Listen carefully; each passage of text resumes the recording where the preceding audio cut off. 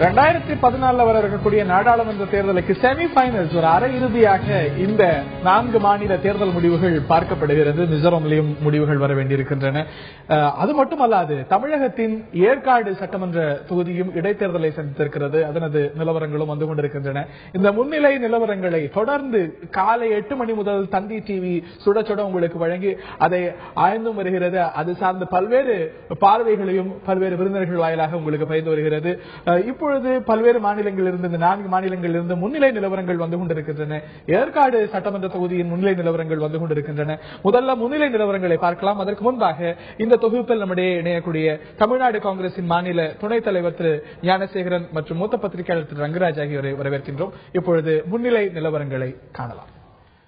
பல்வேறு மாநிலங்களுடைய இந்த 4 மாநில சட்டமன்ற தொகுதிகளுடைய முன்னிலை நிலவரங்கள் ஒன்றின் பின் ஒன்றாக வந்து கொண்டிருக்கின்றன. முதல்ல டெல்லியில் காங்கிரஸ் 30 பண்ணிக்கணும், அது மாற்றிருக்குன்னு புரிஞ்சுக்கிறேன். பாரதிய ஜனதா 32 இடங்களிலும், காங்கிரஸ் 9 இடங்களிலும், ஆம் ஆத்மி பிரதானமான சில இடங்களிலும் முன்னிலையில் இருக்கின்றன.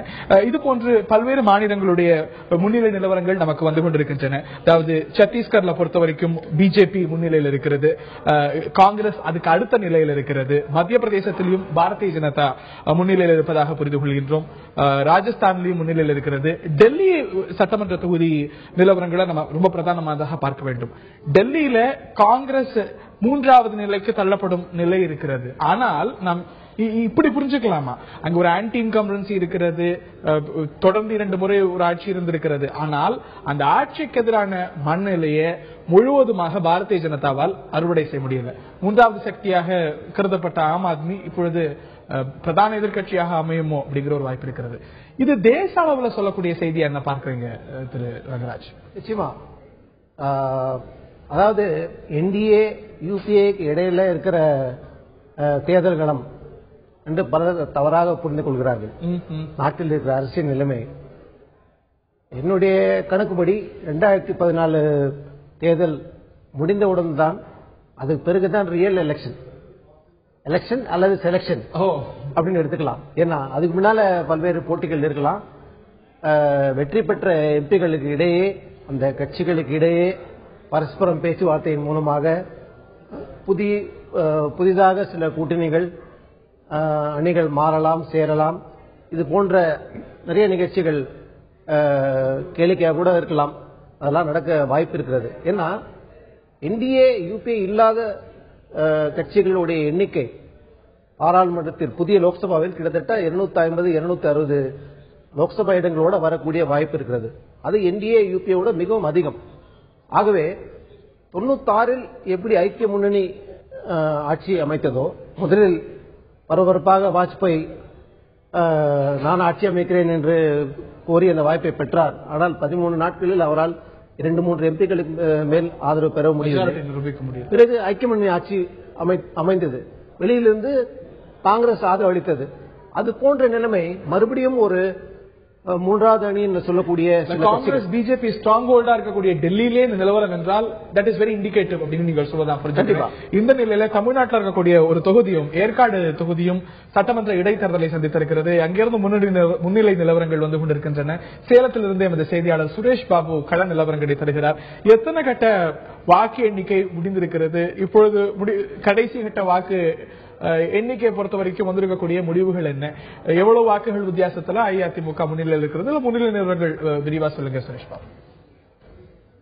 நிச்சயமாக ஹரி, இன்று காலை 8 மணிக்கு ஏற்காடு தொகுதி இடைத்தேர்தலுக்கான வாக்கு எண்ணிக்கை தொடங்கியது. முதற்கட்டமாக தபால் ஓட்டுகள் எண்ணப்பட்டன. அதுக்கு தொடர்ந்து மின்னணு வாக்குப்பதிவு இயந்திரத்தில் பதிவான வாக்குகள் தொடர்ந்து எண்ணப்பட்டன. முதல் சுற்று முடிவில் அதிமுக வேட்பாளர் சரோஜா 2344 வாக்குகள் வித்தியாசம் பெற்றார். 2வது சுற்றில் அதிமுக வேட்பாளர் சரோஜா 4854 வாக்குகள் பெற்று முன்னிலை வகித்தார். தற்போது 3வது சுற்று வெளியாகியுள்ளது. அதன் அடிப்படையில் அதிமுக வேட்பாளர் சரோஜா 5087 வாக்குகளும், திமுக வேட்பாளர் மாறன் 3587 வாக்குகளும் பெற்றுள்ளனர். நோட்டா பட்டனிற்காக 237 வாக்குகள் பதிவாகியுள்ளது. தற்போது 4வது சுற்று வாக்கு எண்ணிக்கை நடக்கும் பணி தொடர்ந்து நடைபெற்றுக் கொண்டிருக்கிறது. ஹரி, இந்த நிலையில எமது செய்தியாளர் பாஸ்கர் அஇஅதிமுக தலைமை கழகத்திலிருந்து இணைகிறார். அவர்கிட்டயும் நான் கேட்க இருக்கின்றேன். இந்த வாக்கு வித்தியாசம் அப்படிங்கிறது அதிமுக முன்னிலை வகிக்கிறது. ஆனாலும் கூட அந்த வாக்கு வித்தியாசம் ரொம்ப க்ளோஸ் ஆக இருப்பதாக புரிந்து கொள்ள முடிகிறது. ஆக இது சற்று உற்சாகத்தை குறைச்சிருக்காங்க இருக்கக்கூடிய தொண்டர்களிடையே. எப்படி பார்க்கிறாங்க வாக்கு வித்தியாசத்தை, முன்னணி நிலவரங்களை எப்படி அங்க இருக்கக்கூடிய தொண்டர்கள் பார்க்கிறாங்க? பாஸ்கர்.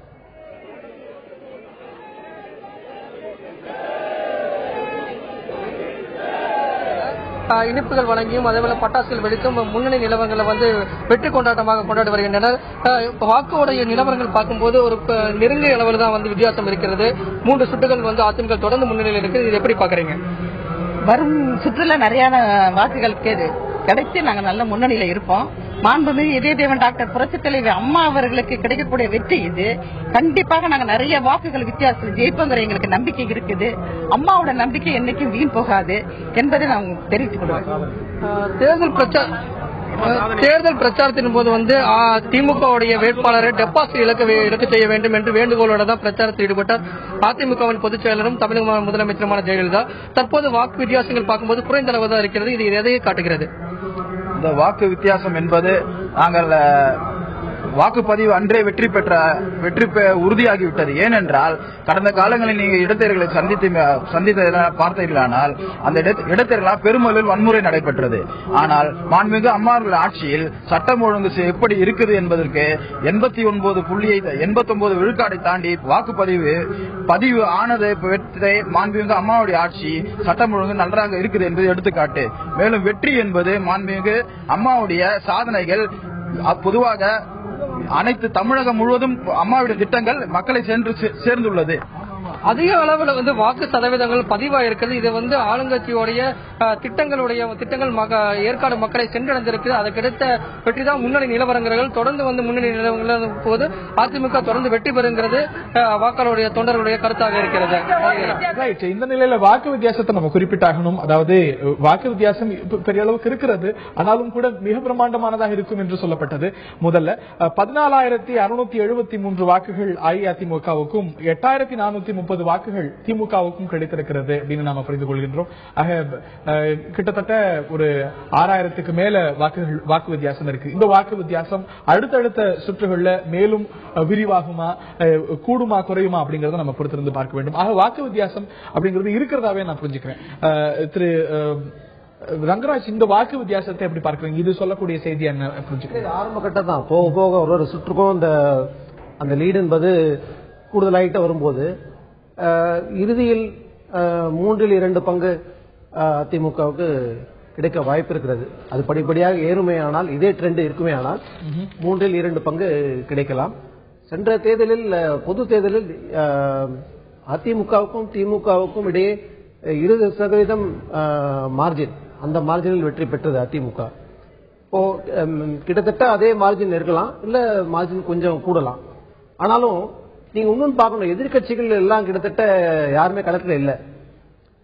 பாமக இல்ல, தேமுதிக இல்ல, மதிமுக இல்ல, காங்கிரஸ் இல்ல அப்படின்னு தான் வச்சுக்கிறோம். பாரதிய ஜனதா கட்சி இல்ல, போட்டியிடல. அப்போ இன்ஃபேக்ட் ராமதாஸ் கூட என்ன சொன்னார், போட்டாவை இந்த சரத்தை பயன்படுத்துங்கள், none of the above option.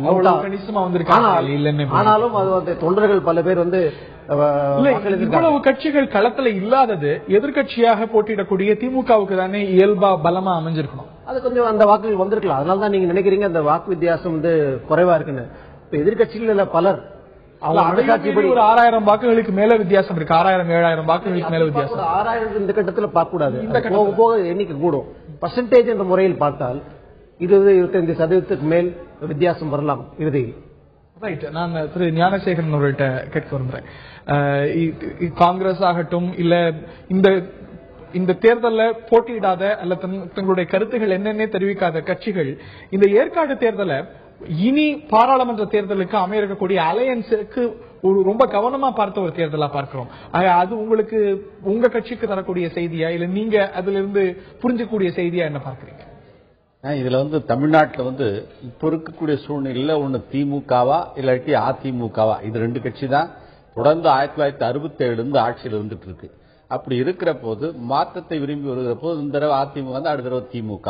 இப்ப சென்ற தடவை திமுக வந்து போட்டிட்ட, அதாவது அவங்க இதுல அதிமுக இதுல வேட்பாளர் இடைத்தேர்தலில் போட்டப்போ திமுக கம்ப்ளீட்டா புறக்கணிச்சாங்க. சில இடத்துல வந்து அதனால வந்து அதாவது தேமுதிக அதிகமான வாக்குகளை பெற்றக்கூடிய வரலாறு உண்டு. இப்ப இந்த இடத்துல தேமுதிகவும் போடல, நாங்களும் போடல, பாமக போடல, யாரும் நாங்க வேட்பாளர்களை போடாதனால இங்க வந்து 2 பார்ட்டி மட்டும்தான் களத்தில் இருந்து கொண்டிருக்கிற காரணத்தினால இப்ப வந்து திமுகவுக்கு ஓரளவுக்கு அந்த எதிர்ப்பு வாக்கு, ஆளுங்கட்சிக்கு எதிராக அமையக்கூடிய வாக்குகள் இப்போ திமுகவுக்கு சென்றடைந்திருக்கும். அதனாலதான் ஒரு சுற்றுக்கு ஒரு 2000 வித்தியாசம் வருது. மொத்தம் 11-12 சுற்று நேரத்தில் 24,000 இல்லாட்டி 30,000 அந்த டிஃபரன்ஸ். அதிமுகவினர் இந்த வாக்கு வித்தியாசம் ஒரு 6,000க்கு மேல இந்த கட்டத்தில் இருப்பதனால கொண்டாட்ட காட்சிகளை ஏற்கனவே துவங்கிட்டாங்க. சென்னை ராயப்பேட்டையில் இருக்கக்கூடிய அஇஅதிமுக தலைமை கழகத்தில் அஇஅதிமுக தொண்டர்கள் பட்டாசுகள் வெடித்து இனிப்புகள் கொடுத்து கொண்டாட்டங்கள் செய்வதை நம்மால பார்க்க முடிகிறது. அஇஅதிமுக தொடர்ந்து 3 கட்டங்களிலுமே முன்னிலை வைத்து வருகிறது. இந்த நிலவரங்களை மையப்படுத்தி அஇஅதிமுக தொண்டர்கள் கொண்டாடுவதை நம்மால திரையில நேரடியாக பார்க்க முடிகிறது. நான் எமது செய்தியாளர் சலீம் கிட்ட கேட்க இருக்கின்றேன். சலீம், இந்த ஒரு டெல்லி சட்டமன்ற தேர்தலையும் பார்த்திருப்பீங்க, அங்க இருக்கக்கூடிய நிலவரத்தை பார்த்திருப்பீங்க. அங்க இந்த ஒரு ஆம் ஆத்மி அப்படிங்கிற ஒரு ஃபேக்டர் அப்படிங்கிறது இந்த முறை பிரதானமானதாக இருந்ததை காட்டிலும் வாக்குகள் வாங்கி அதை சீட்டுகளாகவும் கன்வெர்ட் செய்யக்கூடிய ஒரு நிலையை பெற்றிருக்கிறது. டெல்லி நிலவரத்தை பற்றி மேலும் விரிவாக குறிப்பிடுங்க சலீம்.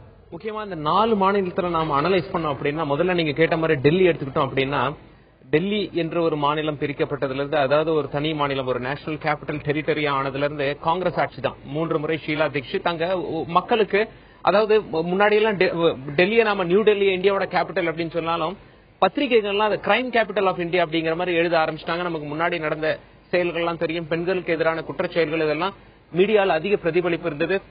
இந்தியா கேட் முன்னாடி மக்கள் திரண்டது. இந்த சம்பவங்கள்லாம் வச்சு பார்க்கும்போது மக்களுக்கு ஒரு அதிருப்தி காங்கிரஸ் மேல, அதனால வாக்களிச்சிருக்காங்க. ஆம் ஆத்மி தன்னை ஒரு கிளீன் பார்ட்டியா காமிச்சிட்டாங்க. அதனால என்னன்னா அவங்களும் ஒரு சில வாக்குகள் பிரிச்சிருக்காங்க. இது டெல்லியை பொறுத்து.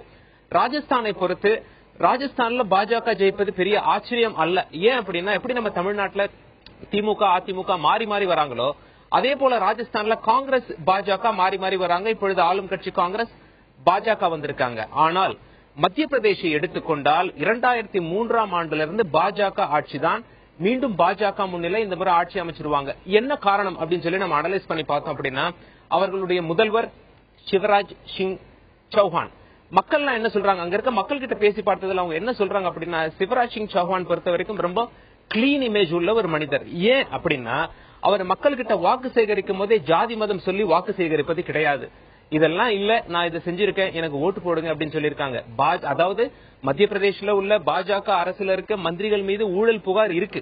ஆனால் மக்கள் என்ன சொல்றாங்க அப்படின்னா, முதல்வராகிய சிவராஜ் சிங் சௌஹான் ரொம்ப கிளீன் மனிதர். அதனாலதான் அவருக்கு அவர் மேல விருப்பப்பட்டு நாங்க ஓட்டு போடுறோம். ஒரு சின்ன உதாரணம் சொல்லணும் அப்படின்னா, அந்த மக்கள் அந்த ஊர்ல, அதாவது திட்டுற பேட்டர்ன் வச்சு நம்ம தெரிஞ்சுக்கிறோம். உதாரணத்துக்கு இப்ப நம்ம ஊர்ல ஒரு வண்டி ரொம்ப அதிவேகமா போகுது, அடுத்தவங்களை பயன்படுத்துற மாதிரி ஒரு பைக் ரொம்ப வேகமா போகுதுன்னா, எவ்வளவு வேகமா ஓட்டுறான் பாரு, அப்பா காசுல ஓட்டுவான் போல இருக்கு அப்படின்னு சொல்லி நம்ம சொல்லுவோம். இல்லன்னா புதுசா நிறைய பணம் வந்திருக்கு போல இருக்கு, எவ்வளவு வேகமா போறான் பாரு அப்படின்னு நம்ம சொல்லுவோம். ஆனால் மத்திய பிரதேசல இதே மாதிரி என்னோட நண்பரோட நான் போயிட்டு இருந்தேன். திடீர்னு ஒரு வண்டியில ரொம்ப வேகமா போனாரு, அடுத்தவங்களை பயன்படுத்துற மாதிரி. இவர் உடனே என்ன சொன்னார் அப்படின்னா, ரோடே இல்ல, புதுசா ரோடு வந்திருக்கு, அந்த திமிர்ல போறான். அவங்க மக்கள் அந்த திட்ட பேட்டர்லயே தெரிஞ்சுக்கலாம், இதனால ரோடே இல்ல. ஆனா இப்ப சிவராஜ் சிங் சௌஹான் என்ன பண்ணிருக்காரு, நிறைய சாலை வசதிகள் எல்லாம் மக்களுக்கு செஞ்சு கொடுத்திருக்காரு. இந்த மாதிரி சில டெவலப்மெண்டல் ஆக்டிவிட்டிஸ் பண்ணிருக்காரு. இந்தியாவிலேயே ஏழ்மையான மாநிலங்களில் ஒன்று மத்திய பிரதேஷ். ரொம்ப பாவமா இருக்காங்க போய் பார்த்தா. பட் இப்ப சாலை வசதி கிடைச்சிருக்கு, டெவலப்மெண்ட் கிடைச்சிருக்கு, அதை சொல்லி வாக்கு கேட்கிறாரு. அதனால மக்கள் ஆதரவு கொடுத்திருக்காங்க. சத்தீஸ்கரை நாம் எடுத்துக்கொண்டால், முக்கியமாக 2003ஆம் ஆண்டுல இருந்து சத்தீஸ்கர்லயும் பாஜக ஆட்சி தான். ஆனா இப்பொழுது காங்கிரஸ்ல உங்களுக்கு தலைவர்கள் யாரும் இல்ல. 27 காங்கிரஸால் மாவோயிஸ்டுகளால் சமீபத்தில் நடந்த தாக்குதல், ஆம்புஷ் அப்படின்னு சொல்லுவாங்க, அதுல கொல்லப்பட்டார்கள். சரியான தலைவர்கள் இல்லாம காங்கிரஸ் தத்தளித்துக் கொண்டிருக்கிறார்கள். சத்தீஸ்கரை பொறுத்தவரை ஜெனரலா ஓட்டிங் பேட்டர்ன் இந்த 4 ஸ்டேட்ல இப்படித்தான் இருக்கு. மத்திய பிரதேசல பாஜகவுடைய வெற்றிக்கு என்ன காரணம் சொல்லி பார்த்து அதுல பாடங்கள் கற்றுக்கொள்வது மிக அவசியம் என்று தோன்றுகிறது. ராஜஸ்தான்ல பாஜக ஜெயிச்சது ஒரு பெரிய ஆச்சரியம் அல்ல. டெல்லியில மாற்றம் வேண்டும் என்று மக்கள் விரும்பி இருக்கிறது இந்த தேர்தலில் நமக்கு தெளிவாயிருக்கு. ரைட், நான் இதை திரு ஞானசேகரன் அவர்கள்ட்ட எடுத்து போறேன். சிவராஜ் சிங் சௌஹான் பத்தி அவர் முக்கியமா குறிப்பிட்டார். சிவராஜ் சௌஹானோ இல்லாட்டி நரேந்திர மோடியோ மாநில தலைமைகள், பலமான மாநில தலைமைகள் எமர்ஜ் ஆகிறதுக்கான வாய்ப்பு அந்த கட்சியில் இருக்கிறது. ஆக இந்த மாநிலங்கள்ல அவர்களால பலமா இருக்க முடியுது. மாறாக காங்கிரஸ்ல இன்னும் இந்த சென்ட்ரல் கமாண்டுடைய பவர் தான் பிரதானமாக இருக்கிறது அப்படிங்கிற விமர்சனம் தொடர்ந்து வைக்கப்படுது. இந்த தேர்தலில் இந்த முடிவுகளுக்கு பிறகு அது இன்னும் பிரதானப்படலாம்.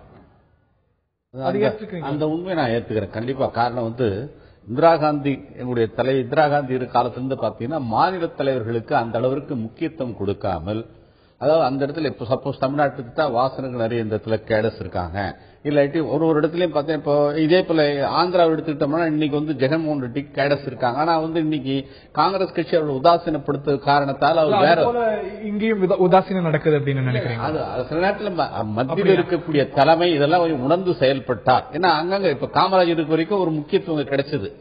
அதனால காங்கிரஸ் கட்சி கட்டுக்கோப்பாக இருந்தது. அது கே பிளான் ஆரம்பிச்சு அவர் என்னைக்கு ஆல் இண்டியா காங்கிரஸ் கமிட்டிக்கு போனாரோ அன்னிலிருந்து பார்த்தா காங்கிரசுக்கு இந்த இடத்துல ஒரு வீழ்ச்சி தமிழகத்தில் ஏற்பட்டது. காரணம், யார் இங்கே வலிமை உள்ள ஒரு எல்லா மக்களாலும் ஏற்றுக்கொள்ளக்கூடிய ஒரு தலைவர் காங்கிரஸ் கட்சி இருப்பதை நாம் டிஸ்லாட்ச் பண்ணி அவர் வேற இடத்துக்கு மாத்திட்டீங்க, இல்லாட்டி அவர் முக்கியத்துவம் கொடுக்க விட்டீங்கன்னா அந்த இடத்துல லீடர்ஷிப் வராமல் போயிடுது. ஜெகன்மோகன் ரெட்டி இன்னைக்கு ரொம்ப அசுர வேகத்தில் அங்கே வளர்ந்திருக்கிறார் சொன்னா நாம் அவர் உசாதீனப்படுத்திருக்க கூடாது. அது மாதிரி போறதுனால வந்த வினைதான ஒழிய இப்ப நீங்க சிவராஜ் சவுகானை பொறுத்தளவுல அந்த இடத்துல அவர் அந்த மாநிலத்தை பொறுத்தளவு என்ன சொல்ல போனா உங்களுக்கு அத்வானியே இவர் பிரதமராக வருவதற்கே லாயக்குள்ளவர் சொல்லி, அதாவது மோடியை தவிர்த்து விட்டு இவரை போடலான்னு சொல்லி அவர் முதல்ல கருத்து தெரிவித்தார். அந்த அளவிற்கு ஓரளவுக்கு ஒரு நல்ல மனிதர் என்று சொல்லப்படுகிற காரணத்தினால் இப்ப சலீம் நிருபர் அந்த இடத்துல நேரடியாக போய் பார்த்து சொன்னதனுடைய விளைவெல்லாம் பாத்தீங்கன்னா அந்த இடத்துல இருக்கக்கூடிய தலைவர் அங்க இருக்கக்கூடிய மக்கள் விரும்பக்கூடிய ஒரு சூழல் இருக்கிறதுனால அங்க ஒரு மாநில தேர்தலுடைய உணர்வு தான் பிரதிபலிக்கப்பட்டு அங்கே அவர் வரக்கூடிய இதே தேசிய அளவில் நாடாளுமன்ற தேர்தலில் பிரதிபலிக்கும் என்று நாம் நிச்சயமாக சொல்லவே முடியாது. ஒரு மாநிலம் உங்களுக்கு சற்று ஒரு ஆறுதலான மாநிலமாக இந்த நேரம் வரைக்கும் இருந்தது. அதாவது சத்தீஸ்கர் மாநிலத்தில் காங்கிரஸ் முன்னிலை வகித்து வந்தது. ஆனால் தற்பொழுது வரக்கூடிய நிலவரப்படி 90 அசம்பிளி சீட்ஸ் சத்தீஸ்கர்ல அதுல 75க்கான முன்னிலை நிலவரங்கள் வந்து கொண்டிருக்கின்றன. அதுல 41 காங்கிரஸ் முன்னிலை வகிக்கிறது, மன்னிக்கவும் பிஜேபி முன்னிலையில வகிக்கிறது. சற்று நேரத்துக்கு முன்பாக காங்கிரஸ் முன்னிலை தொடர்ந்து வைத்து வந்தது.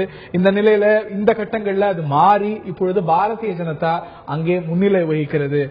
இப்பொழுது நிலவரம் பார்க்கும்போது டெல்லி ஆகட்டும், சத்தீஸ்கர் ஆகட்டும், ராஜஸ்தான் ஆகட்டும், மத்திய பிரதேசம் ஆகட்டும், இந்த 4 மாநிலங்களிலுமே பாரதிய ஜனதா முன்னிலை வகிக்கக்கூடிய நிலைதான் இருக்கிறது. இது அடுத்தடுத்த கட்டங்கள்ல மாறுமா அப்படிங்கறத பொறுத்து பார்க்க வேண்டும்.